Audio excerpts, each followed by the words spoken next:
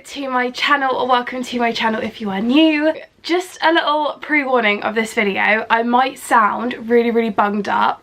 That is currently because I am with cold, a little bit bunged up, and I might not seem myself 100%, but I wanted to film this video for you because I just felt like it was the perfect time of year to come on here and talk to you guys about everything university related. If you guys are unaware, I am currently in my second year at university and I study business management and digital marketing. I am very much aware that it is this time of year that sixth formers who are in their last year will be starting to make applications to their chosen universities to start next September, which is all a very exciting but nerve-wracking task to make, and I am fully with you on this. I am even more fully with you with this, especially if you're someone who is a more mature student who hasn't gone through their school to apply for university but has decided to do it upon themselves, which I also think is an extremely brave task. So I just thought I would make this video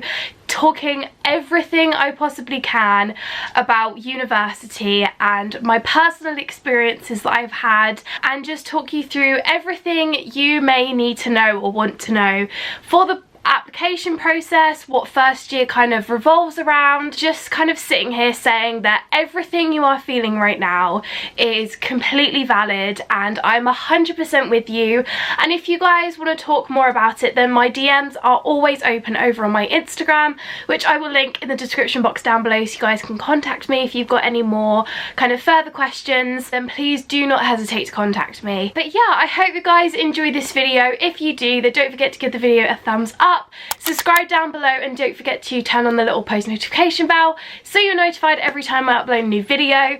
And with that said, let's just jump straight into the video. So I don't really know where to begin other than the fact that I've kind of got two notebooks full of questions that I have been asked and kind of points that I will talk about throughout this video. I'm going to introduce myself if you are new, what I study, how I kind of came to my decision for the university that I'm studying at, and all that sort of information. So hi, I'm Luce, I'm 21 years old and I study business management and digital marketing at the University of Suffolk. So my kind of, the way I thought about going to university, so when I was in sixth form, which was 2018 to 2020, I honestly never thought I'd be going to university.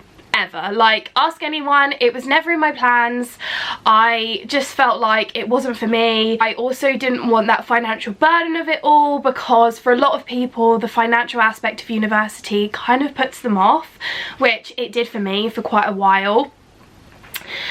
And then March 2020 hit when the pandemic hit and we were told that we were no longer sitting A-level exams, which was a complete throw off for me. Quite frankly, I really struggled with it. I've never really spoken about the effects of the pandemic for me. It's never really sort of come into conversation. So for me, I struggled with not being able to close a chapter off in my life, knowing that sixth form was officially over, my years at my high school were over. I stayed at my high school through year 7 up until year 13, so I continued on to sixth form because my school offered a sixth form. And obviously March 2020 hit and we were all thrown into a pandemic. And one day I was thinking I was sitting my A-levels and the next I wasn't. So that was quite a big turning point for me. And at that current period I was thinking of joining the Royal Navy, which you probably are looking at me right now and thinking, you are not cut out to go into the Royal Navy, and you are quite right. Up until I think I started thinking about this when I was about 14-15 years old, and it was the one thing that I would tell people when they asked me, what are you going to do with your career, what are you going to do with your life? And the one thing I tell people was, I have languages.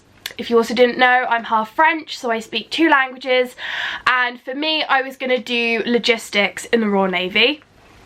Kind of incorporated my languages and travelling, which is exactly still kind of what I want to do, the whole travelling side of things. not the Royal Navy, and the application process just ended up taking so unbelievably long that by the time we came out of the pandemic, the recruitment process was just so long and tiresome that I kind of just gave up with the idea of going. And then I sort of worked just like little jobs here and there. I've been working part-time since I was about 16 years old, and obviously I needed some cash flow, so I was just working. I worked as a waitress, I worked as a barista, I worked as a sales assistant, nothing very glamorous at all. And then my health started to kind of take into this, and unfortunately I had to quit my sales assistant job because I used to work in food, and then I really had to start thinking about what I wanted to do. And I always kind of knew deep down that I wanted to do something that involved social media, that kind of involved the creative side, that I could use my kind of imagination for a lot of things. I've always been an extremely like imaginative, creative person. I've never really been very academic. For me, that was definitely one of my target points in how I chose my degree. And then I started thinking of the possible options of going into marketing, which I've got a few people around me that I know that are in marketing or are studying marketing, and they really enjoyed it, and they said that it's a role that they would see me in and that would suit me because there's so many different branches of marketing that you can involve yourself in. And I think the industry is so broad that there's so many elements of marketing that you probably wouldn't even consider as a job, but obviously is. And every single company you look at involves itself with marketing. It has to, because if not, you probably wouldn't know about the brand today. I was starting to look at sort of jobs that involved marketing. I started going down the apprenticeship road, which unfortunately for me just wasn't beneficial. In the long run, it just wouldn't have worked out. So for me, my next best option was to attend university. Now, I knew one of my main elements was that I did not want to leave home. The university where my university is 45 minutes away, which seems like a lot to a lot of people, but I am literally in this town like every other day, purely because my boyfriend lives there, and it is kind of one of the nearest towns to where I live. I live in the countryside. I have to drive everywhere to get everywhere, but Ipswich is one of my closest cities to me, well, towns, and there was this university that offered a place with this course. I applied and I got in, and here we are today in my second year. So that's kind of my story of how I decided to go to university. So last April 2022, my parents and my boyfriend and I went to go visit the campus, and we had an open day which they offer, I think, 2 or 3 times a year, shown around, and they had 3 types of marketing that you could do at this university. So there was marketing, there was events and marketing, and there was marketing and tourism. And I did originally decide for events and marketing because I thought to myself, if marketing doesn't work out, I can go into events, and vice versa. For me, that was a really good option to take. And then halfway through my application process, I got onto the course, and then they emailed me saying that they are stopping the course, but we are transferring you over to the business management course. Now, when I say please take my advice on this, make sure you read what the modules consist of on the sort of program that your university offers. All I saw was one module that said marketing, and I thought, yeah, it's gonna be great, it's gonna be fine. And I was very wrong. It was extremely business heavy. It was not everything that I had imagined. So I obviously went for it, and I started my first year with business management. My first 3 modules were absolutely great, they were fine, I scored really well in them, and then my next 3 modules not so great, and I'm not gonna lie to you, I was very close to quitting, but I've stuck through, guys. I am now in my second year. What you can benefit from choosing the right course for you. So this is obviously one of the hardest things ever, because if you're coming directly out of 6th form, typically a student you're 18 years old. Some of you may have never worked before, you probably don't even know what you want to do, and let's be honest, most of the time university students are going to university for the university life and the nightlife, the social side of it, and not necessarily the academical side of it. If you're a more mature student, I started going to uni when I was 20 rather than 18. Although I am not the oldest on my course, there are 3 people that are older in my course who are definitely like, I feel like there's 2 levels of more like mature students. There's kind of the sort of beginner level of being a mature student, which I'd call myself in that kind of region, and then there's like the older student who is a real adult who wants to go into university. Another reason why I chose my specific university is because they really kind of help with the mature student, and they cater a lot of things to the more mature student, which is great. What I'm saying is a lot of students will obviously pick from what they are studying at A level in order to be able to get onto their chosen course in university. So say you studied maths, science and English at A level, someone will probably choose one of those 3 to study at university, which is completely understandable. And obviously if you know that that's something that you want to do, then by all means go ahead. And also I just want to preface this by saying that all of these opinions and advice is coming from my own personal experience and like kind of experience from friends that have gone off to university and things. Please choose the university course that you want to study. Don't follow what your friends are doing or what your family says to do. I think it's so important to have your own voice. At the end of the day, it's you that's going to be paying this money, and it's you that's going to be going through the motions of this and, you know, hopefully having a future with this course. So please choose the right one. Take your time to think about it. Really take your time to think about it. Weigh up the pros and cons. Look at different universities and what courses they offer and the way that they teach. So I come on to my next point, is my university don't have a typical way of teaching. Let me elaborate. So my university follow a block and blend system, which is basically where in a semester you will typically have 3 modules, and at the end of those 3 modules you will have 3 assignments to submit. It can be very hectic, and a lot of universities will also make you sit exams. My university do not do that. We do not follow that system whatsoever. So this is when the block and blend play in.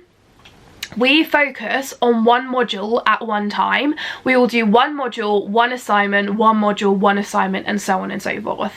For a lot of people, this makes life so much easier because you are concentrating on one module and one assignment at a time. You do not have to kind of worry about 3 months worth of content, which content came from what module to write in your assignment. So when it comes to January or sort of Christmas time, when you'll be submitting all 3 of your assignments normally, you only have to think about one, which is great.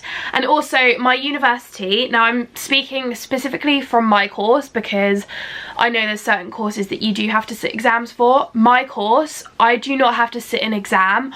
All I will have to submit is a dissertation at the end of my 3rd year, which is great. And for a lot of people, that helps. I know it really helps me because I like to concentrate on one thing at a time. It makes learning a lot easier because you have a lot more kind of one-to-one with your lecturers. And we also don't really follow this thing of like seminars and lectures. We also have much more smaller, intimate classes, which is nice. You get to know your classmates, which means teamwork and like team building. It's kind of a lot easier and it's a lot nicer. And as I said, you get to know your lecturers more one-to-one. one rather than kind of looking over a room of like 50 to 100 students. It's more like a class of 20. Now, as I said, and I will probably keep repeating myself on this one, this is personally from my course and my point of view. There are about 20, maybe 25 of us in my class, not even, I don't think. For us, like, I know everyone on my course and it's great, which I love. Obviously that's personal preference. For some people, they may like a huge class, they may like a huge lecture hall, and you know, that's just your thing. But some people may like the more kind of intimate one-to-one, which is also very understanding. That is just what my university offers, which I personally think works really, really well for me. And we also do a lot of student feedback. So the university will listen to what the students have to say, and we will do a student forum at the end of sort of like every semester and every academic year, and they will take those things on board and they will change things that the students didn't particularly enjoy that year or they struggled with. They'll make it better so that your learning is better, because they say at the end of the day that you are paying to be here, but they want to do it, you know, they want to do as much as they can to help you, and I think that's really, really great as well. So another thing that I think generally a lot of like universities will offer this is the opportunities that come with attending the university. So especially for my year, we have to do a work placement this year, which means that you have to kind of branch out, contact different companies to ask if you can do a work placement. And I know for some people that can be super intimidating because it is their first time contacting these big companies. They basically offer teams for everything you could think of. They have like a careers team, they have a like a specific library team to help you with writing skills, critical thinking, referencing. They offer a specific like accounting team which will help you with finding real life statistics to add into your assignments. And there is the student union, which is completely student led, and you basically like go in there and you say, I need help with such and such, and they will direct you to the right person. And I just think there's such an array of people at the university that can help you with what you are finding difficult. And if you are, say, looking for a work placement, you go to the careers and employability team and they will help you, and they will basically put their best foot forward. They will give you email addresses, they will help contact these companies with you, and they'll basically give you all the resources that you need in order to basically fulfill your university life, which I think is great. And they will also follow you 5 years after you graduate, so they will help you find graduate, like postgraduate work placement schemes. They will help you along your journey of becoming a fresh out of university graduate. You're nervous, you're excited, but you're ready to kind of get into the real world. And I think, you know, it's so great, and the resources at my particular university are really, really good. We've got an incredible library. The staff in the library are incredible as well. As I said, there's lots of different teams in there, and there's workshops that you can attend to help with like assignment writing, simple things like checking a book in and out of the library, basically learning your way around the university, and lots of different resources. And we have got a huge array of textbooks, which is incredible. The library, as you probably can guess, is my favourite place in the whole university.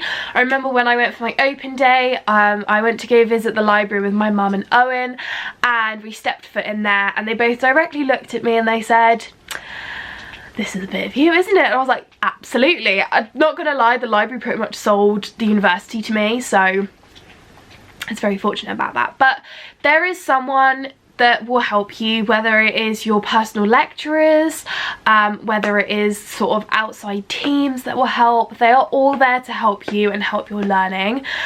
So please use those resources, because they are more than happy to help with any questions you have. They will be more than happy to answer. Now that we've kind of talked about the actual aspects of uni in itself, I'm going to talk more about the kind of niggly bits that come with university. So I'm going to talk about, I think the main thing that I'm going to talk about at the moment is the financial side of university, because this is obviously a very, very big thing when you come to university, is you are paying a lot of money.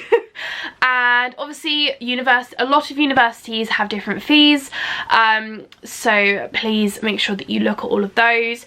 The government website will also help you, and your specific unis will break down exactly how much your course is. If you're completely new to this, I will break it down the simplest way I can. You will see this pop up on here. So basically you're going to go to you can either go to the government website and put student finance, and you're basically going to, like, it will say either student finance for because you'll be an undergraduate, so you'll want the undergraduate one. Please make sure you select undergraduate and make sure that you look at the years that you're applying for. Just an FYI, you will have to reapply for student finance every academic year that you're attending the university. It's just a thing you have to do. So we're going to go on to this one. Basically, it will take you through everything you need to do about going into university and what you need to do to apply for student loans. Now, there's obviously different types of student loans that you can have. Most of the time, because you'll be 18, the student loan that you receive will be based off of your parents or your parents' highest income that comes into the household. If you are self-employed, if both parents are self-employed, not 100% sure how that works, so you just work it off of like your parents' like income basically. So you'll get two types of student loans. You'll get your tuition fee and you'll get your maintenance loan. Please do not get the two confused. The tuition fee you basically will not see. That is your fee that goes towards your actual course. So for example, if a course is like £9,250, that will go directly to the university. You won't see that in your bank account. The maintenance loan, however, will drop in every semester, which is roughly every 3 months, into your bank account, and that will be yours if you, for example, if you rent an accommodation at the university on campus, then that will go towards rent, food, bills, whatever it is you need, that will go towards that. I think also the kind of difference in loans depends on where you're staying. If you are staying on campus, I think it'll be a little bit more because you've got rent to pay. If you live with your parents, it'll be a little bit less because your parents will be expected to sort of pay for you in a way, which doesn't always work out because not everybody can do that. So this is what it will do. It will explain everything.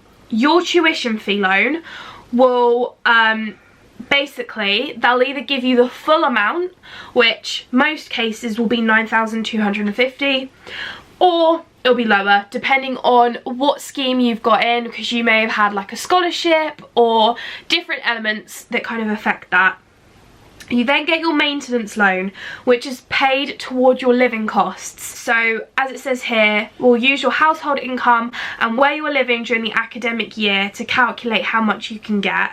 And basically you can just use like the student finance calculator to get an estimate on how much you would get. And you can also get extra help if you are eligible for that. So for example, if you are if you have a disability, if you've got a long-term health condition, mental health condition, or specific learning difficulty, you can get different grants and allowances for this. You can get a disabled students allowance, you can get childcare grant, parents learning allowance, and an adult dependence grant. So for example, if you are a single parent, then you may be eligible for like specific grants and stuff, which is always very, very useful.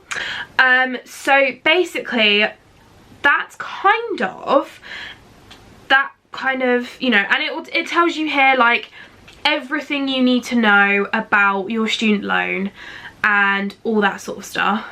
As I said, make sure you apply every year, if not you will be without your tuition fee, and also you won't be paid your loan until you are proved that you've enrolled into a university and that you are on a register, just so that they know that you are really attending the university. So other ways that you can sort of help yourself financially, if you are financially dependent on yourself. I live at home with my parents, which means that I get the minimum amount of student loan, and basically supposedly my parents are supposed to help me with like the remainder that I like financially they're supposed to help me, because obviously I still live at home. However, that's not the case because I don't want my parents to do that. I'm also 21 years old, so I am financially dependent. So I still have to pay for things. I still have to pay for my car, my road tax, my car insurance, for food, for anything that I want to buy. Like, most of the time, everything I buy is out of my own money. I'm financially dependent on that, and my parents obviously expect me to. I am 21 years old, so for that, I pay everything myself, which means I have a thing called a job, which sits on the side of my uni, like on my uni course. So I work part-time, I work in a shop, I work 2 days a week. It works in with my schedule. So my university means I only go in 2 days a week, I work 2 days a week, and then I have a day off during the week. So my timetable as such is Monday I have off, Tuesday, Wednesday I work, and then Thursday, Friday I'm at uni, and then obviously Saturday and Sunday is the weekend. So the way I kind of organise it is that Mondays are kind of my days to do like my uni work and things, and obviously I try and tie in my social media with that. I also do little side hustles, like I sell my old clothes on Vinted, and just little things that will get me money here and there. Like, there's always ways that you can find to help you with money, and I think that that's, you know, a really good way. And I would also emphasize and kind of promote the thing of working part-time alongside your uni course. Not only is it good experience to have in your CV, but it's just something to keep you occupied. I know a lot of kind of people that I know at university get quite bored, especially with my university. Like, we're in 2 days a week, so that means you've got 3 days left in the week where you're not really doing anything apart from uni work. And I'm not being funny, but you can't really then afford to sort of go out and stuff. So I'd say go find a little part-time job. It does not have to be anything glamorous, nor do you have to like your job. I don't think anybody really enjoys their part-time job, so just go find something. There's so many places around your campus and sort of the town that you're, you know, studying in that will offer you jobs. My advice would be, though, if you're looking for a job, go as early as possible. Like, as the year starts, go, because obviously there's hundreds of students that will be looking for a part-time job. So go, show your face. And my biggest advice also would be go and physically show your face and go drop in CVs. Even if you've never had a job before, go drop in a bit of paper with your skills and just who you are as a person, what you're looking for, and 9 times out of 10 employers will get back to you and they'll send you a message or whatever, and they'll be like, do you want to come in for a trial shift?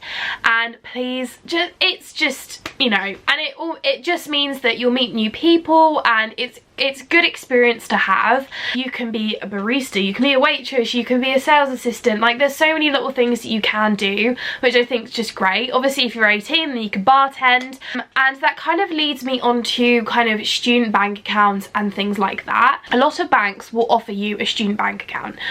I don't know a lot about these because I do not have one, nor do I want one. There's a lot of fine print that comes with a student bank account, so please read it and make sure you know what you're getting yourself into before you get into one. And my biggest recommendation is to have 2 bank accounts. So have your main one that, say, your student loan drops into, and then have another one which is for spending. Use a Monzo account as well. Monzo lets you separate your money into different pots, so you can label these pots as like bills, savings, spending, anything you want, and this money will come directly out of these pots. But it just means that you kind of have a grasp on what you're spending. It's so easy as a student to kind of spend frivolously and just go, yeah, I'll get this, get this, get this. And it's so important to have a grip on your finances, especially if you're new to it. I understand, like, once you get a bit of money,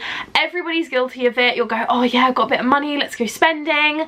But please remember that especially if you are living off of your student loan, that student loan has to last you 3 months. I would definitely recommend it. And also, if you're kind of studying internationally, which I know some people do, Monzo is a really great banking app to have, because it will tell you the conversion rates. So when we were over in France, I used my Monzo and it doesn't cost any extra fees, and it will tell me how much I spent in euros and how much I spent in pounds, which is so useful. The app is so easy to use. You can completely customize it to you and your spending habits.